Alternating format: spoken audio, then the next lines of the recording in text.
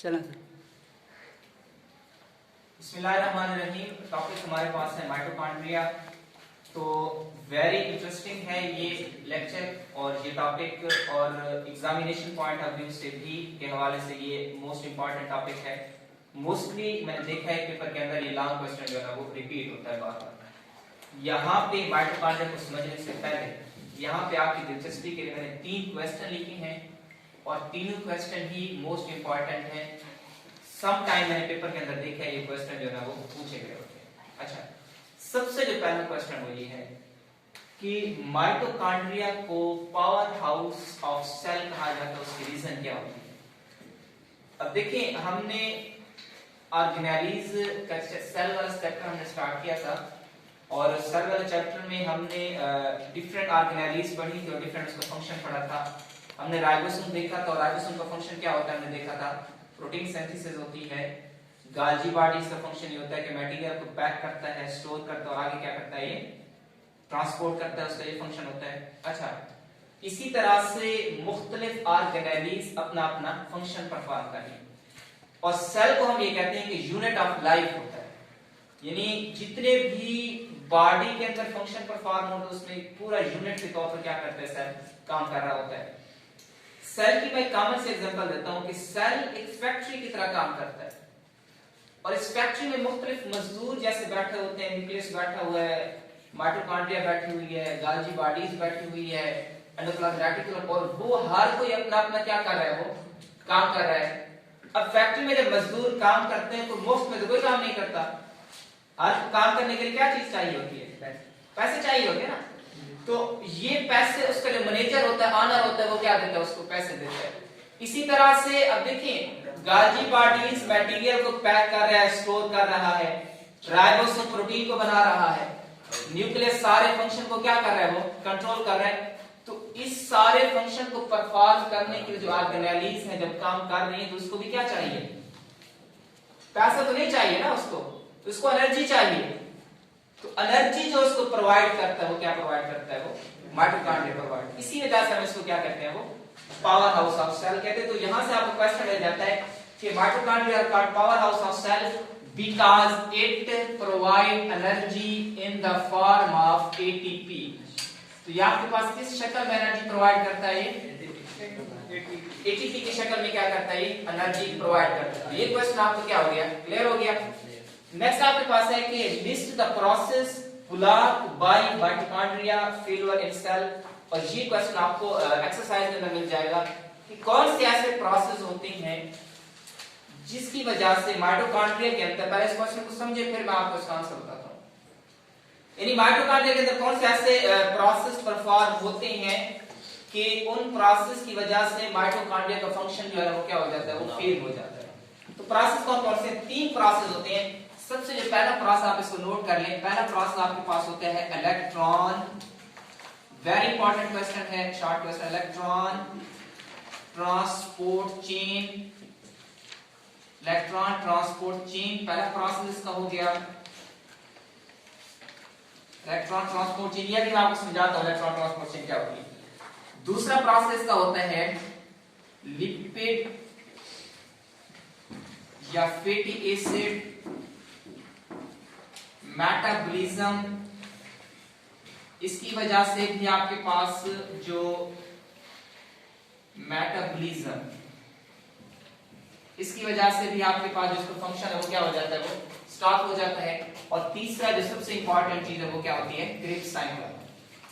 तो इस क्वेश्चन में आपने ये 3 बातें जो है आपने इसको क्या करना है, ये लिखनी है कि 3 चीजें होती हैं जिसकी वजह से आपका जो माइटोकॉन्ड्रिया का फंक्शन है वो क्या हो जाता है, वो सेल के अंदर ब्लॉक हो जाता है। इलेक्ट्रॉन ट्रांसपोर्ट चेन की वजह से, फिर एसिड के मेटाबॉलिज्म हो रही है और क्रिप्स साइकिल हो रहा है।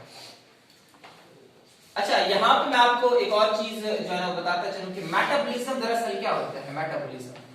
मेटाबॉलिज्म अगर हम देखें तो मेटाबॉलिज्म जो होता है, मेटाबॉलिज्म यहाँ पे देखिए, जो मेटाबॉलिज्म आपके पास होता है, मेटाबॉलिज्म दरअसल आपकी बॉडी में जितने फंक्शन परफॉर्म हो रहे होते हैं, टोटल जो फंक्शन परफॉर्म होते हैं बॉडी में, उसको हम क्या कहते हैं, मेटाबॉलिज्म कहते हैं। फिर मेटाबॉलिज्म 2 तरह का होता है। एक आपके पास क्या होता है, कैटाबॉलिज्म। ऑलरेडी ये चीजें मैं आपको पढ़ा चुका हूं। कैटाबॉलिज्म और दूसरा आपके पास क्या होता है कैटाबोलिज्म, दूसरा आपके पास कौन सा होता है एनाबोलिज्म। तो कैटाबोलिज्म होता है और दूसरा आपके पास क्या होता है एनाबोलिज्म। तो कैटाबोलिज्म कौन सा होता है प्रोसेस जिसमें आपके पास लार्ज मॉलिक्यूल्स ब्रेक हो जाते हैं स्मॉल मॉलिक्यूल्स के अंदर, कैटाबोलिज्म होता है। और एनाबोलिज्म कौन सा होता है जिसमें स्मॉल मॉलिक्यूल ये मिलकर क्या बना देते हैं, ये लार्ज मॉलिक्यूल बना देते हैं। ये आपके पास क्या होता है कैटाबोलिज्म। इसको मजमूई तौर पर कलेक्टिवली हम क्या कहते हैं मेटाबॉलिज्म कहते हैं। अब सेल के अंदर कैटाबोलिज्म हो रही है, एनाबोलिज्म हो रही है, इसको कलेक्टिवली हम क्या कहते हैं मेटाबॉलिज्म। तो मेटाबॉलिज्म को भी फंक्शन परफॉर्म करने के लिए क्या चाहिए एनर्जी चाहिए ना, और ये एनर्जी कौन प्रोवाइड करता है, ये माइटोकॉन्ड्रिया एनर्जी प्रोवाइड करता है। तीसरा आपके पास क्वेश्चन है कि why mitochondria is called a self replicating organelle. Mitochondria को सेल्फ रेप्लिकेटिंग ऑर्गेनेली क्यों कहते हैं, उसकी वजह ये होती है कि आपका जो माइटोकॉन्ड्रिया होता है, इस माइटोकॉन्ड्रिया के अंदर दो चीजें होती हैं। एक इसके अंदर डीएनए मौजूद होता है और दूसरा राइबोसोम मौजूद होता है। एक डीएनए मौजूद होता है इसके अंदर और दूसरी क्या मौजूद है, ये राइबोसोम मौजूद है। तो ये दो चीजें मौजूद होती हैं। राइबोसोम का काम क्या होता है, प्रोटीन सिंथेसिस करती है। और इसमें इसके अंदर जो राइबोसोम पाया जाता है ना डीएनए के अंदर, इस माइटोकॉन्ड्रिया के अंदर वो होता है 55S। कितना होता है 55S का पाया जाता है। राइबोसोम का काम हो गया प्रोटीन सिंथेसिस। अब सेल को माइटोकॉन्ड्रिया को जितने भी प्रोटीन चाहिए उसके अंदर बन रही है। सेल्फ रेप्लिकेटिंग उस चीज को कहते हैं, वो चीज जो अपने आप को खुद बना ले, ऑटोफेगी, यानी ऐसी चीज अपने आप को खुद क्या कर ले, वो बना ले, उसको क्या कहते हैं। यानी बाकी गाजी पार्टीज एंडोप्लाज्म रेटिकुलम है, बाकी जितनी भी चीजें हैं वो अपने आप को बना नहीं सकती। माइटोकॉन्ड्रिया एक ऐसी वाहिद चीज पड़ी हुई है सेल के अंदर जिसके पास एबिलिटी है कि अपने आप को क्या कर लेती है, वो खुद बना लेती है।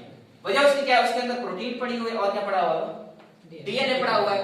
तो डीएनए मुकम्मल इंफॉर्मेशन रखता है, जेनेटिक इंफॉर्मेशन होती है सेल को बनाने के लिए, और जो इसको जितनी प्रोटीन चाहिए वो अपने आप क्या कर लेता है, वो खुद बना लेते हैं। तो इस वजह से इसको हम क्या कहते हैं सेल्फ रेप्लिकेटिंग ऑर्गेनेल। अच्छा यहाँ पे एक और चीज है, इस सेल इस माइटोकॉन्ड्रिया को काम करने के लिए जितने प्रोटीन चाहिए होती है वो सारी प्रोटीन नहीं बनाता। तकरीबन 10% प्रोटीन जो होता है ये बना सकता है, 10% प्रोटीन जो है बनाता है, बाकी जो प्रोटीन होती है ये बाहर से क्या करता है, वो हासिल करता है। तो इन शॉर्ट अगर क्वेश्चन ये आ जाए कि why mitochondria is called self replicating organelle, तो वेरी सिंपल इसका आंसर ये है, इसके अंदर डीएनए पड़ा हुआ है और क्या पड़ा हुआ है, राइबोसोम पड़ा हुआ है। तो अपनी प्रोटीन की सिंथेसिस कर लेता है और अपने आप को खुद क्या कर लेता है, ये बना लेता है, रिपेयर कर लेता है। इस वजह से इसको हम क्या कहते हैं, रेप्लिकेटिंग ऑर्गेनेल कहते हैं। तो स्ट्रक्चर की तरफ हम आ जाते हैं। स्ट्रक्चर अगर हम देखें माइटोकॉन्ड्रिया का स्ट्रक्चर, तो आपको इस तरह की डायग्राम क्या आएगी, नजर आएगी। अब इस स्ट्रक्चर के अंदर आपको दो मेम्ब्रेन नजर आ रहे हैं, दो मेम्ब्रेन ना, यहाँ पे एक आउटर मेम्ब्रेन है, एक आउटर मेम्ब्रेन नजर आ रही है आपको, एक आपको यहाँ पे आउटर मेम्ब्रेन नजर आ रही है। और आउटर मेम्ब्रेन की खासियत ये होती है कि बिल्कुल स्मूथ है, सीधी है ना, यहाँ फ्लेक्चर तो नहीं है, यहाँ कोई फोल्ड भी नहीं है। यानी आउटर मेम्ब्रेन आपके पास क्या होती है, बिल्कुल ये स्मूथ होती है। और दूसरी आपके पास जो मेम्ब्रेन है वो आपके पास क्या होती है, इनर मेम्ब्रेन होती है। अच्छा इनर मेम्ब्रेन जो होती है ये क्या होती है, ये स्मूथ नहीं होती है। इनर मेम्ब्रेन आपके पास क्या होती है, ये इनफोल्डेड होती है, आपके पास स्मूथ बिल्कुल नहीं होती। दो मेम्ब्रेन हो गई स्ट्रक्चर के अंदर, एक आउटर मेम्ब्रेन हो गई और दूसरी आपके पास क्या होगी, इनर मेम्ब्रेन होगी। आउटर मेम्ब्रेन स्मूथ होती है बिल्कुल और इनर मेम्ब्रेन स्मूथ नहीं होती है, इसके अंदर क्या पाया जाती है, फोल्डिंग होती है। अच्छा दूसरा देखें बेटा, दूसरा इसके अंदर जो मोस्ट इंपॉर्टेंट चीज है वो ये है कि आपके पास जो आउटर जो इनर मेम्ब्रेन होती है, इस इनर मेम्ब्रेन के ऊपर एंजाइम मौजूद होते हैं। क्या मौजूद होते हैं इसके ऊपर, इस इनर मेम्ब्रेन के ऊपर क्या मौजूद होंगे, एंजाइम मौजूद होते हैं। और एंजाइम के साथ और क्या चीज होती है, इस इनर मेम्ब्रेन के ऊपर इलेक्ट्रॉन ट्रांसपोर्ट चेन पड़ी होती है इसके अंदर। इस इनर मेम्ब्रेन के साथ आपके पास क्या पड़ी हुई है, इलेक्ट्रॉन ट्रांसपोर्ट चेन पड़ी हुई है। इस इलेक्ट्रॉन ट्रांसपोर्ट चेन का काम क्या होता है, इस इलेक्ट्रॉन ट्रांसपोर्ट चेन का काम ये होता है, इलेक्ट्रॉन इसके ऊपर मूव करते हैं। जब इलेक्ट्रॉन इसके ऊपर मूव करते हैं तो इलेक्ट्रॉन मूव करने की वजह से ये क्या बना देते हैं, ये एटीपी जनरेट करते हैं और एटीपी सेल को क्या देती है, वो एनर्जी प्रोवाइड करती है। क्या करती है, इसको एनर्जी प्रोवाइड करती है। इसको इलेक्ट्रॉन ट्रांसपोर्ट चेन पड़ी हुई और ये क्या करती है, वो एटीपी क्या कर रही है, ये जनरेट कर रही है। अच्छा, दूसरी बात ये देखें, इस इलेक्ट्रॉन ट्रांसपोर्ट चेन के साथ साथ एक माचिस की तीली नहीं होती, जिस तरह एक माचिस की तीली की तरह यहाँ पे स्ट्रक्चर पड़ा होता है, इस तरह का एक नॉब लाइक स्ट्रक्चर होता है इस तरह का। ये भी इनर मेम्ब्रेन के ऊपर जो है ना वो पड़ा हुआ है और ये जो आपके पास नॉब लाइक स्ट्रक्चर है, इस नॉब लाइक स्ट्रक्चर को हम कहते हैं F1 पार्टिकल।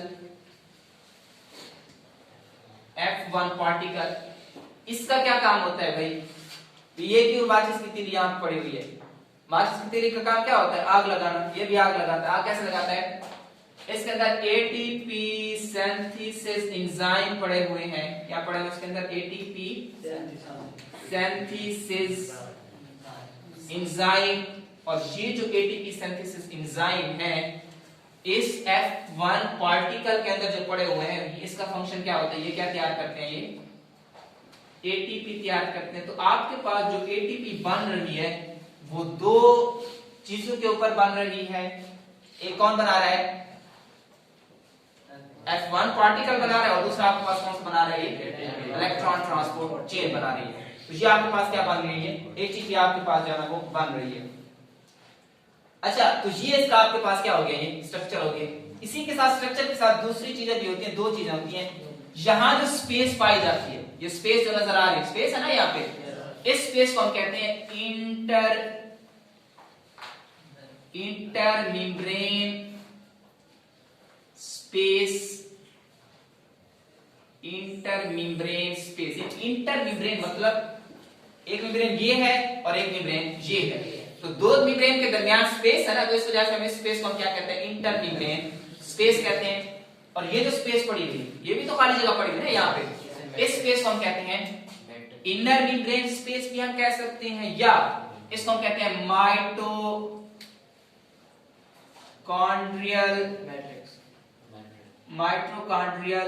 मैट्रिक्स। इसको माइटोकॉन्ड्रियल मैट्रिक्स भी हम इसको कह सकते हैं। अच्छा, ये जो फोल्डेड स्ट्रक्चर है, एक और चीज इंटरेस्टिंग देखें, ये जो आपके पास फोल्डेड स्ट्रक्चर है इसको एक स्पेशल नाम दिया जाता है और वो स्पेशल नाम होता है, इसको एक स्पेशल नाम दिया, स्पेशल नाम उसको हम कहते हैं क्रिस्टा। ये इनर मेम्ब्रेन जो माइटोकॉन्ड्रिया फोल्डेड है, इसको हम एक स्पेशल नाम दे रहे हैं और स्पेशल नाम का नाम क्या होता है, उसको हम क्या कहते हैं, क्रिस्टी कहते हैं। क्या कहते हैं उसको, क्रिस्टा या क्रिस्टियस को कहते हैं। अच्छा, यहाँ पे लास्ट टाइम मैंने आपको एक चीज बताई थी और वो मोस्ट इंपॉर्टेंट था क्वेश्चन, कि क्रिस्टा और दूसरा यहाँ पे मैंने आपको बताया था सिस्टर्नी। सिस्टर्नी और क्रिस्टा के अंदर क्या डिफरेंस होता है, सिस्टर्नी फ्लैट लाइक स्ट्रक्चर होता है जो कि गाल्जी बॉडीज के अंदर पाया जाता है। किसमें पाया जाता है, ये आपके पास ये फ्लैट लाइक इस तरह का स्ट्रक्चर है और ये फ्लैट लाइक स्ट्रक्चर किसके अंदर पाया जाता है, ये गाल्जी बॉडीज के अंदर पाया, इसको हम सिस्टर्नी कहते हैं। लेकिन क्रिस्टा आपके पास क्या होता है, माइटोकॉन्ड्रिया जो इनर मेम्ब्रेन होती है वो फोल्डेड होती है, इसको हम क्या कहते हैं, क्रिस्टा। स्ट्रक्चर हमने देख लिया, फंक्शन की तरफ हम मूव करते हैं, वेरी इजी है।